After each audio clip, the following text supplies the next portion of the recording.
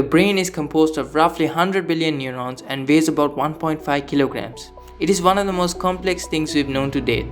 This video is not a comprehensive guide into understanding the brain, but a brief overview. So to simplify, we have broken it down into the parts we think are important for its function. The brain consists of the cerebrum, the brainstem, and the cerebellum. Firstly, let's talk about the cerebrum.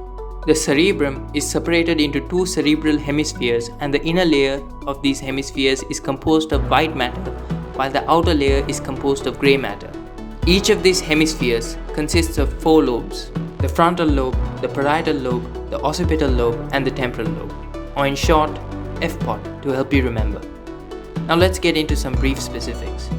The frontal lobe is the largest of the four lobes, and it lets you carry out functions such as voluntary movement, memory, regulating and expressing emotions, and motivation. The parietal lobe controls sensory attention and is responsible for skilled movement. The occipital lobe is responsible for processing visual information from the eyes.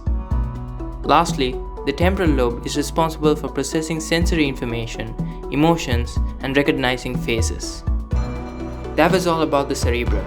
So now let's talk about the second part of the brain, the brainstem. The brainstem connects the cerebrum to the spinal cord. It consists of three parts: the midbrain, the pons, and the medulla oblongata.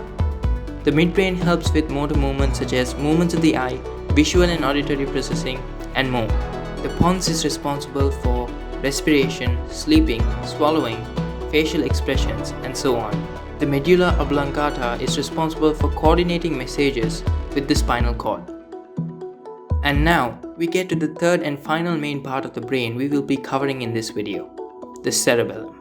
The cerebellum, which is located at the back of the brain, consists of three lobes: the anterior lobe, the posterior lobe, and the flocculonodular lobe. The anterior lobe. The main function of this part is to regulate growth, metabolism, and reproduction through the hormones that it produces. The posterior lobe. This part plays an important function in fine motor coordination, specifically in the inhibition of involuntary movement via chemical messengers called neurotransmitters. The flocculonodular lobe. This, simply put, governs eye movement and body equilibrium during walking.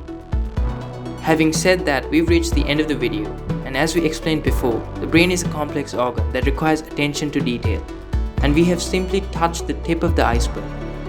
Feel free to leave a like on the video and a sub to the channel. Thank you, and I'll see you on the next one.